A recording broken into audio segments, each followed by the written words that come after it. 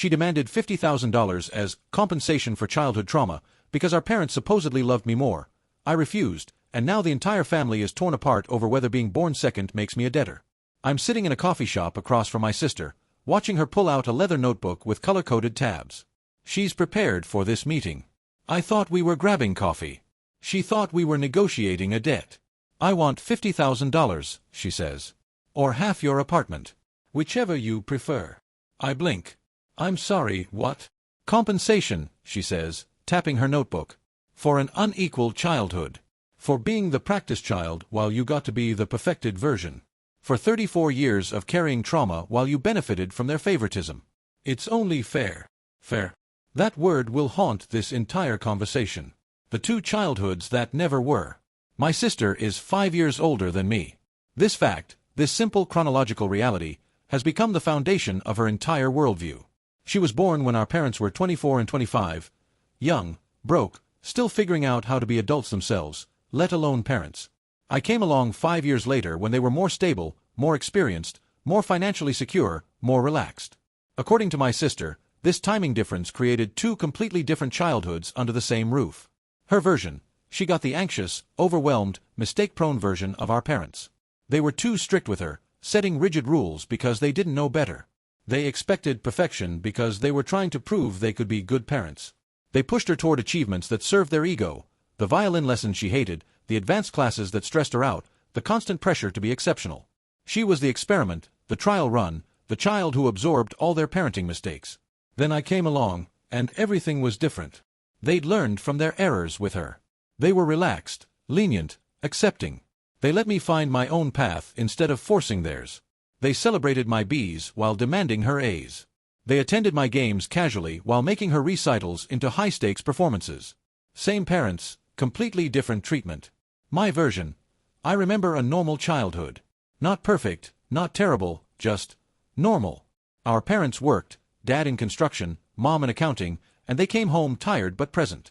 They paid bills, showed up for school events when they could, disciplined us when we misbehaved, praised us when we did well. They loved us in that imperfect, distracted, doing their best kind of way that most parents love their kids. I don't remember being favored. I don't remember my sister being mistreated. But I was younger. Maybe I didn't notice things. Maybe when you're the one supposedly being favored, the favoritism is invisible. Like breathing air, you don't notice it because you're inside it. What I do know with absolute certainty, I worked for everything I have. I paid my own college loans, $47,000 worth, the last payment just 6 months ago. I ground through entry-level jobs, living with roommates in progressively less terrible apartments. I saved money, dollar by dollar, month by month, year by year. At 27, I bought my apartment, $143,000, 720 square feet, 1 bedroom, mine. Nothing was handed to me. Nothing came from parental investment. They didn't pay my down payment. They didn't co-sign my mortgage. They gave me the same thing they gave my sister, a roof until we moved out, food on the table, encouragement to make something of ourselves. But my sister sees it differently. Very differently. The therapy that crystallized everything. My sister has been in therapy for 7 years. I've always supported this. Mental health matters. Everyone can benefit from therapy. She was struggling with anxiety, relationship issues, career instability. Therapy seemed like the right path. But something happened over those 7 years. Instead of finding peace with her past, she found a framework to explain every disappointment in her life. Every session seemed to confirm not that she could move forward, but that she'd been damaged beyond repair. The vocabulary changed first. She started talking about parentification, how she'd been forced to be mature too young. Emotional neglect, how our parents hadn't provided the security she needed. Golden child dynamics, how I'd been favored while she was scapegoated. These are real therapeutic concepts. They describe real patterns that cause real harm. But in her telling, they became absolute. Unchallengeable. Her therapist, according to her, had helped her finally see the truth about our childhood. Every memory was reinterpreted through this lens. That time our parents couldn't make her piano recital because I had a doctor's appointment? Proof of favoritism. The fact that they paid for her violin lessons but let me quit soccer after 1 season? Somehow also proof of favoritism. They'd invested in making her perfect but let me be myself. I've never met her therapist. Can't verify what's actually said in those sessions. I only know that my sister emerges from them more certain of her victimhood, not less. More convinced that her struggles are the direct result of childhood trauma, not the normal challenges of being human. More sure that she's owed something for what was taken from her. The arithmetic of suffering. In the coffee shop, she flips through her notebook. She's done math. I've spent $31,200 on therapy over 7 years, she says. That's money I've had to spend to undo what they did to me. To process the damage. To learn how to function despite the psychological burden they gave me. Therapy is an investment in yourself, I start. An investment I only needed because of them. Because of the childhood you didn't have to recover from. She flips a page. And it's not just the therapy costs. It's opportunity costs. Do you know how many jobs I've lost because of anxiety? How many relationships have failed because I have attachment issues? How much money I've spent on coping mechanisms? The shopping, the travel, the things I buy to feel something other than empty. That's not. Meanwhile, you bought an apartment. She says it like an accusation. At 27. How does someone buy an apartment at 27? I'll tell you how. They don't spend their 20s in therapy. They don't lose jobs to panic attacks. They don't struggle with the psychological damage of being the unwanted first draft of a child. I saved money, I say, keeping my voice level. I lived with roommates until I was 26. I drove the same car for 12 years. I brought lunch to work every day. I didn't take vacations. I saved $400 every month for 7 years, and I put it toward a down payment. That's how I bought an apartment. She shakes her head. You could make those choices because you weren't carrying what I was carrying. Living with roommates is easy when you have the emotional security to coexist with others. Saving money is easy when you're not spending it on coping mechanisms. Driving an old car is easy when you don't need retail therapy to survive. Your saving is my privilege. Your discipline is my absence of damage. The logic is perfectly circular. My success proves her suffering. The better I do, the more it demonstrates what was stolen from her. There's no achievement I could cite that wouldn't be absorbed into her framework as evidence of my unfair advantage. So you want me to pay you, I say slowly, because you believe our parents loved me more. Not believe. No. I know they loved you more. Everyone saw it. My therapist has confirmed it. The favoritism was real and damaging. You got their emotional resources. I got their anxiety and disappointment. The least you can do, the absolute minimum, is share the material outcomes of that favoritism. But they didn't pay for my apartment. I paid for it. With money I earned. You wouldn't have been able to earn that money if you'd been psychologically damaged like I was. Your earning capacity is built on the foundation they gave you. The foundation they denied me. She taps the notebook. $50,000 or half the apartment. That's fair redistribution for unequal childhoods. Investigating my own history. I leave the coffee shop in a daze. Is she right? Was I favored? I genuinely don't know. Memory is unreliable, especially childhood memory. I see my past through my own eyes, from my own perspective, filtered through my own experiences. I can't see it through hers. That evening, I call my parents. I don't mention the demand. That feels like something I need to understand first. I just ask questions. Careful questions. About the early years. About how they parented differently or the same. My mom is thoughtful. We were younger with your sister. More anxious. We didn't know what we were doing, so we probably made more mistakes. We were stricter because we thought that's what good parents did. By the time you came along, we'd relaxed. We realized kids don't break as easily as we feared. But we loved you both the same. Different stages of our lives, different parenting styles maybe, but the same love. My dad adds, your sister was always more sensitive. Things affected her more. We tried to be careful with her, but maybe we got it wrong sometimes. Maybe our caution felt like criticism. We worried about her more because she seemed to need it more. Normal parental reflection. Not perfect, but not the systematic abuse my sister describes. Not favoritism, but adaptation to different children with different needs. I call my aunt, my mom's sister, who babysat us constantly, who watched us grow up from outside the daily household. Did you ever notice my parents treating us differently? Favoring me. She's quiet for a moment. Your parents worried about your sister more. She was anxious even as a little kid. Everything was intense for her. They focused on her a lot because she needed that focus. I remember your mom constantly checking if she was okay, if she was happy, if she needed anything. With you, they were more relaxed because you were easier. You just rolled with things. So they didn't favor me? Favor you? No. If anything, they gave your sister more attention because she seemed to need more. But maybe that attention felt like pressure to her. I don't know. You two are very different people. You always were. The reframe. I start to see a different picture. Not necessarily the truth. I don't know if there is one truth here, but an alternative interpretation. My sister was more sensitive, more anxious, more intense. She needed more management, more attention, more intervention. Our parents gave her that attention. They worried about her. They focused on her needs. They tried to help her navigate a world that seemed overwhelming to her. She experienced that attention as pressure and criticism. Every check-in felt like surveillance. Every expression of concern felt like disappointment. Every attempt to help felt like a judgment that she wasn't good enough on her own. Meanwhile, I was lower maintenance. I didn't need as much intervention. I figured things out, rolled with setbacks, didn't spiral into anxiety over minor issues. So our parents relaxed around me. Not because they loved me more, but because I needed less. My sister interpreted they relaxed with him as they loved him more, rather than he required less active parenting. The same parenting, filtered through two completely different temperaments, created two completely different memories. Neither memory is necessarily wrong. Both can be true. She felt pressured, I felt accepted. She felt criticized, I felt supported.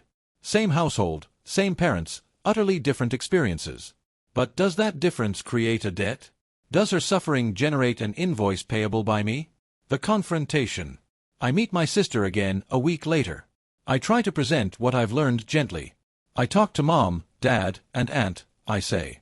They remember things differently than you do. Not that they were perfect, they weren't. But they don't remember favoring me. They remember worrying about you more, focusing on you more, because you needed it more.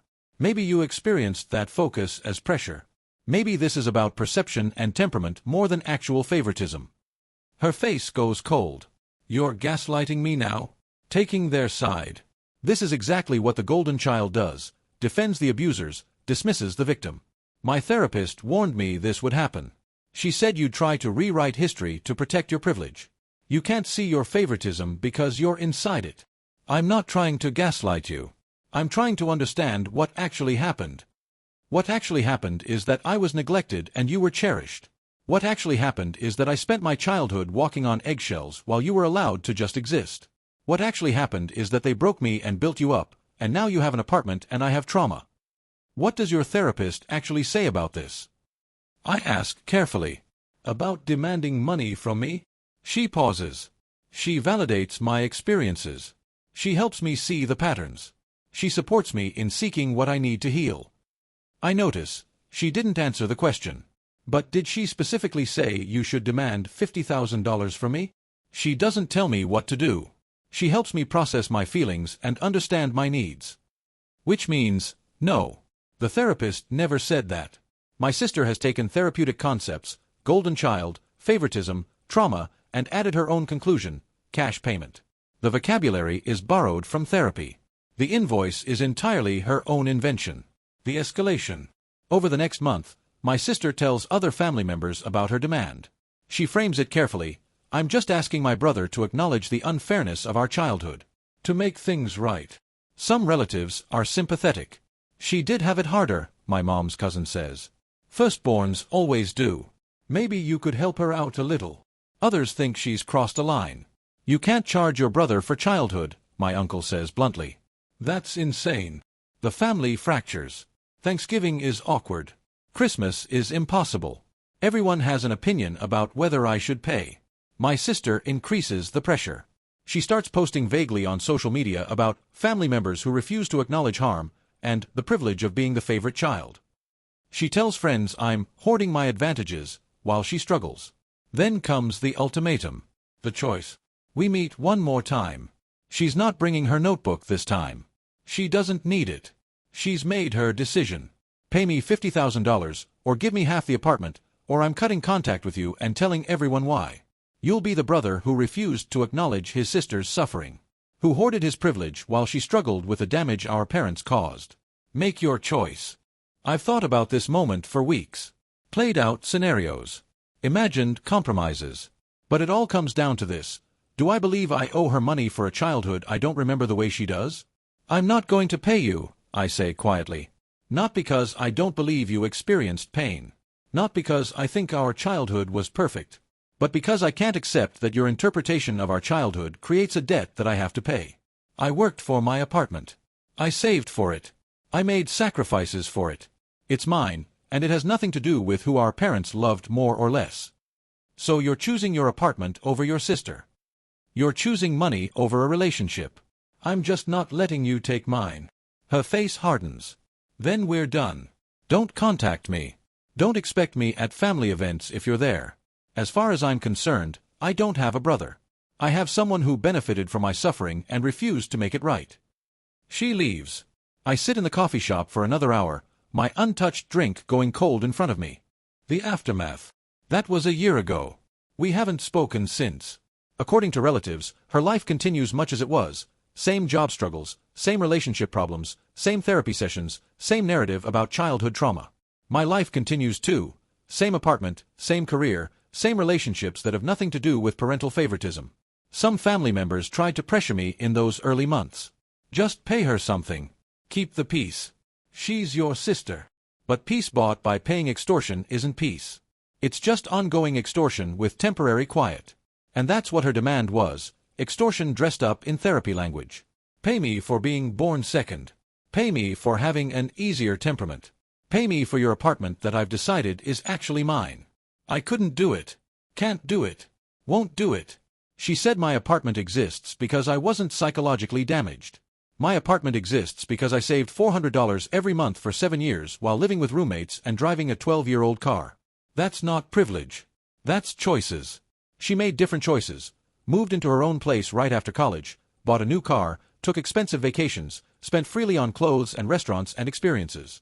I'm not judging those choices. They were hers to make. But in her narrative, my choices were easy and hers were impossible. Convenient framing when you want someone else's money. Her logic is perfectly circular. My success proves her damage. The more I achieve, the more it shows what she was denied.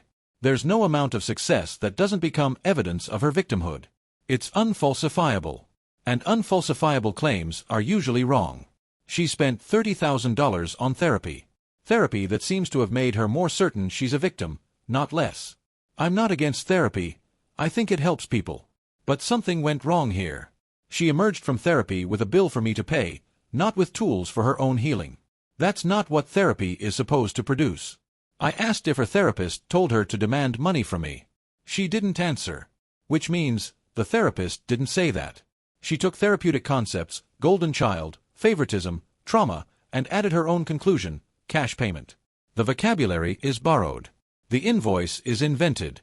My aunt said our parents worried about my sister more, not less. Gave her more attention because she needed it. My sister experienced that attention as pressure and criticism. Meanwhile, I was easy, so they relaxed. She interpreted relaxed as loved more. Same parenting, different interpretations. Now she wants $50,000 because her interpretation says I benefited. She offered an ultimatum, pay or lose her forever. I chose to keep my apartment. She says I chose property over family. I say she chose money over relationship. We're both right. We're both wrong. But only one of us is making demands based on unprovable narratives about childhood. That person isn't me. We had the same parents, the same house, the same meals, the same opportunities. She built a story where she got nothing and I got everything. I built a story where we both got imperfect parents who did their best. Her story requires my money. My story requires nothing from her. That asymmetry tells me whose story is really about healing and whose is about extraction. 1 year later, what was lost? I tried one more thing before accepting the estrangement. Through a cousin, I offered to pay for family therapy sessions, neutral therapist, all of us together, parents included. Let's actually work through what happened. Let's hear everyone's perspectives. Let's try to understand and heal. She rejected it immediately. I'm not subjecting myself to their gaslighting in some therapist's office. I've already processed this with my own therapist. I don't need to hear their excuses or your justifications. I need $50,000. That rejection told me everything. She doesn't want understanding. She doesn't want healing. She doesn't want relationship repair. She wants money. And therapy that might find complexity, might reveal that different people experience the same childhood differently, that no one was wholly right or wrong, that hurt doesn't always have a villain, would threaten the simple narrative she needs. She was damaged, I benefited, payment is due. The first Christmas after our estrangement was brutal. We were both invited to our parents' house. She said she'd come on Christmas Eve. I agreed to come Christmas Day. Our parents were heartbroken that their children couldn't be in the same room. My mom cried. I don't know what we did wrong. We loved you both. We tried our best with both of you. I don't understand how we created this. Maybe you didn't create it, I said, though I'm not entirely sure I believe that. Maybe she just needed someone to blame for why her life feels hard. I was convenient. My dad looked exhausted. Should we have treated her differently? Should we have seen this coming? I don't think you could have prevented this, I said. She's built a story where everything hard in her life traces back to childhood. Where every choice she made that didn't work out is actually your fault for not loving her enough. There's no amount of love that would have been enough because she's decided it wasn't enough. But even as I said it, doubt crept in. What if she's right? What if they did favor me and I was too young or too oblivious to notice? What if I'm the unreliable narrator here, justifying my privilege because acknowledging it would require giving something up? I don't know. I genuinely don't know. Memory is subjective. Childhood is experienced differently by different children. Maybe our parents did favor me in subtle ways I didn't perceive. Maybe she really did have it harder. But even if that's true, even if every word of her narrative is accurate, does that create a debt? Does her harder childhood generate a claim on my apartment? That's where her logic breaks down for me. Pain is real, but pain isn't currency. Suffering doesn't generate invoices. If everyone who felt disadvantaged could demand compensation from everyone who had it easier, the world would collapse into infinite circular claims. The photos in the box. Last month, I was cleaning out a storage closet in my apartment. Found a box I hadn't opened since I moved in. Inside were photos from childhood, prints from before everything was digital, back when we actually developed film. There's one from my 8th birthday party. I'm wearing a party hat, grinning at the camera. My sister is next to me, her arm around my shoulders, smiling too. 13 years old, genuinely happy for her little brother, no resentment visible in her face. I looked at that photo for a long time. That sister is gone. Maybe she never existed. Maybe even then she was harboring resentments I couldn't see. Maybe the resentment built slowly over years. Maybe therapy didn't create it but crystallized it, gave it language and legitimacy and a framework for understanding. Or maybe that sister did exist, was real, was my actual sibling who loved me despite whatever childhood inequalities she perceived, and she got buried under years of reframing every memory through the lens of victimhood. I don't know which is true. I only know the sister who exists now wants $50,000. And I can't pay for a sister who no longer exists. I can't buy back a past that may never have been what I thought it was. The bill that can't be paid. My sister wants $50,000 because she believes our parents loved me more. She has 34 years of feelings to support this belief. She has therapy vocabulary to name it: golden child, scapegoat, parentification, emotional neglect, attachment trauma. She has a narrative where every good thing I have proves every bad thing that happened to her. My apartment isn't mine. It's the material manifestation of her suffering. What she doesn't have is proof. What she doesn't have is anyone else who remembers our childhood the way she does. What she doesn't have is a therapist who actually told her to demand money from me. She has a therapist who validated her feelings, and she turned that validation into an invoice. She has pain. I don't doubt the pain is real. I don't doubt she experienced our childhood differently than I did. I don't doubt that being the first child of young, anxious parents was harder than being the second child of slightly older, slightly calmer parents. But pain isn't a property claim. Suffering doesn't generate invoices. Feeling unloved doesn't create debt in someone who felt loved. I can't pay reparations for a childhood I don't remember the way she does. I can't compensate her for a story that contradicts everyone else's memory. Our parents' memory, our aunt's memory, the objective facts of who got what resources and attention. I can only live my life, make my choices, and protect what I've built from people who want to convert their grievances into my assets. She was my sister. Maybe she still is, genetically, technically, in whatever family tree exists on paper. But the sister I grew up with, the one in the photographs, the one who smiled at my birthday party, the one who shared my childhood however imperfectly, that sister wouldn't demand $50,000 based on feelings. That sister wouldn't turn childhood into commerce. That sister wouldn't make her brother choose between his apartment and her love. That sister is gone. Or maybe she was never there, and I just didn't notice. Children are unreliable witnesses to their own lives. Maybe I missed signs. Maybe I was oblivious to her suffering. Maybe I really was the golden child, blithely benefiting from favoritism I never perceived. But even if all that is true, even if she's right about every single thing, the apartment stays mine. Because whatever happened in our childhood, it didn't create a debt that I owe and she can collect. That's not how families work. That's not how trauma works. That's not how anything works.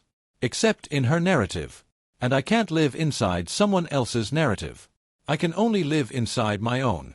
Mine is the one where I worked for what I have. Where I made choices and sacrifices.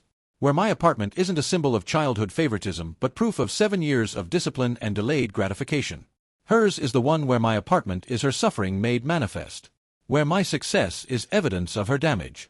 Where my life is the bill she's owed for a childhood she experienced as neglect. We can't both be right. Or maybe we can both be right about our own experiences and both be wrong about what those experiences mean. Maybe there's no objective truth here, just two people who grew up in the same house and built completely different stories from the same raw materials. But only one of us is demanding cash based on our story. Only one of us has turned childhood into a transaction. Only one of us is holding a relationship hostage to a financial demand. That person isn't me. The apartment stays mine. My sister stays gone. The family stays fractured. And I stay certain as I can be about anything, that I made the right choice.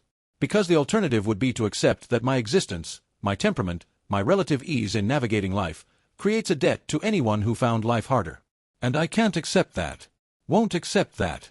Can't build a life on the foundation that someone else's suffering generates my obligation. She can keep her narrative. I'll keep my apartment. We'll both keep our versions of childhood, incompatible and unreconciled. And maybe that's the saddest ending of all. Not that one of us is right and one is wrong. But that we're both right about what we felt and both stuck in those feelings, unable to cross the gap between her experience and mine. She needed someone to blame. I was convenient. I was there. I was the beneficiary in her story, even if I was just the easy child in everyone else's. And now I'm the brother who refused to pay. Who chose property over family. Who hoarded his privilege instead of sharing. That's the story she'll tell. It's not the story I'm living. But I can't control her story. I can only live mine. And in my story, I worked for what I have. I earned it. I keep it. Even if it costs me my sister. Even if the price of my apartment turns out to be her. Even then.